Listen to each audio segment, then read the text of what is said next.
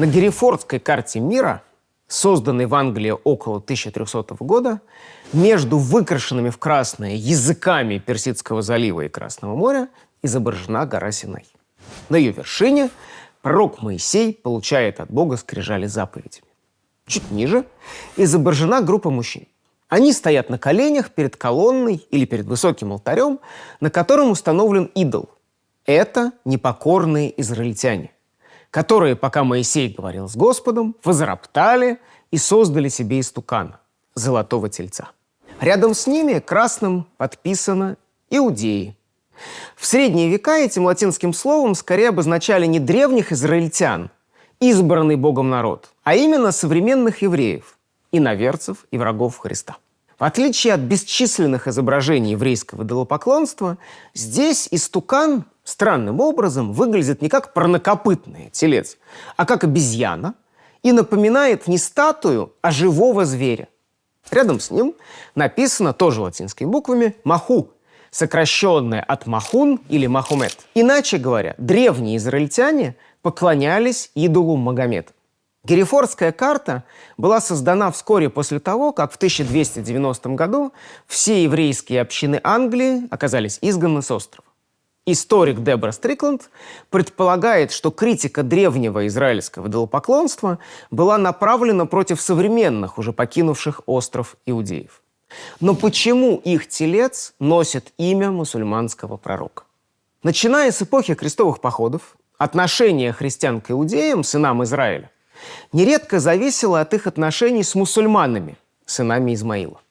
И тех, и других относили к числу неверных.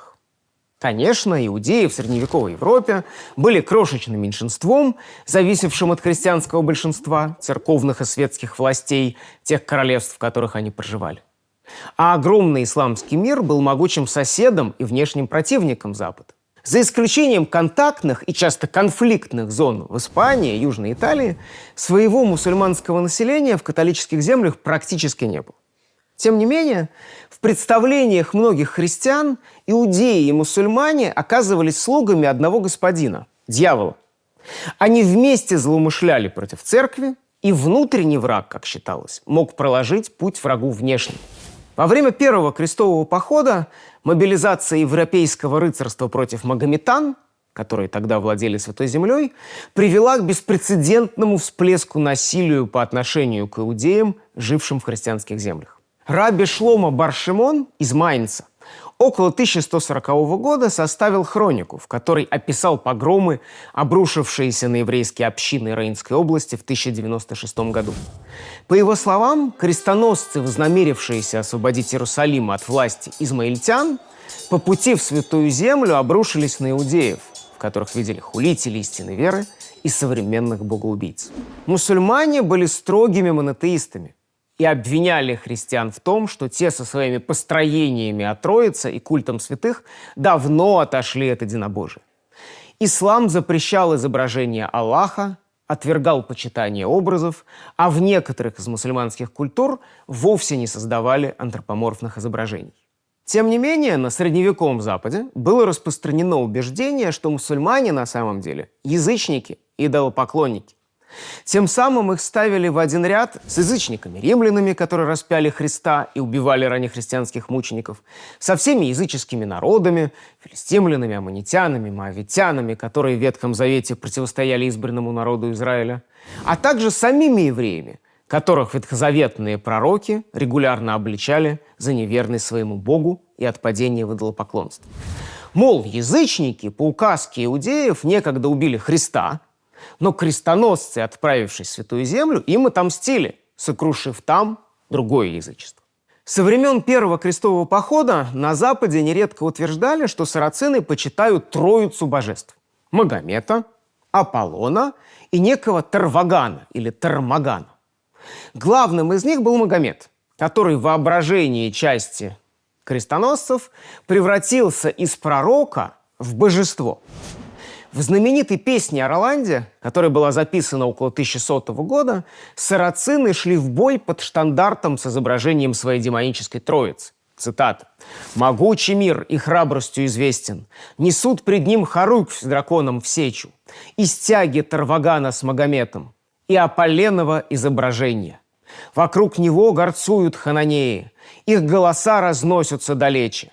Кто от богов ждет помощи в сражении, тот помолиться должен им смиренно. Помимо Магомета, Аполлона и вот этого странного Тарвагана, в средневековых христианских текстах упоминается множество других богов, которым якобы поклонялись магометане. Часть этих имен была заимствована из античной истории и греко-римского пантеона: Нерон, Пилат, Платон, Юпитер и прочие. А другие – из обширного репертуара христианской демонологии: Вельзевул, Белиал, Люцибел, то есть Люцифер и иже с ними. Многие хронисты, писавшие о крестовых походах, утверждали, что, обороняя Иерусалим от франков, мусульмане выставили на стену идол Магомета. И что в храме Господнем, как крестоносцы именовали мусульманское святилище Купол Скалы, крестоносцы обнаружили огромную статую Магомета, восседающего на престоле. В средневековых французских текстах часто упоминается слово «маомери», образованное от имени Мухаммед.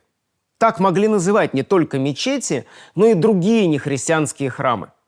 А самих идолов, которым поклонялись любые реальные или вымышленные язычники, от древних греков и римлян до викингов и самих мусульман, нередко именовали Магометами. Не факт, что всякий, кто слышал это слово, обязательно вспоминал о мусульманском пророке и в целом об исламе. Однако очевидно, что на уровне церковного дискурса об иноверцах такая терминология помогала стереть для многих и без того смутные границы между различными формами иноверия. В популярнейших путешествиях сэра Джона Мандевиля, таком фиктивном отчете о странствиях по Востоку, якобы совершенных английским рыцарем из Сент-Олбанса, статуя Юпитера, стоявшая в римском пантеоне, тоже была названа Магометом. Само собой, средневековое воображение перенесло Магометов и в библейские времена. На одном из витражей в Сент-Шапель, часовне-сокровищнице, которую французский король Людовик IX в XIII столетии построил для хранения реликвий страстей Христовых, изображен пророк Исаия. Он порицает своих соплеменников-израильтян за то, что они впали в идолопоклонство. Но сам истукан, которого те почитают, на витраже подписан Маоме. В том же духе в английских позднесредневековых мистериях все враги Христа, как иудеи, так и римляне, часто обращались с молитвами к Магомету. Мусульманский пророк представал не только как предтеча Антихриста, но и как Бог.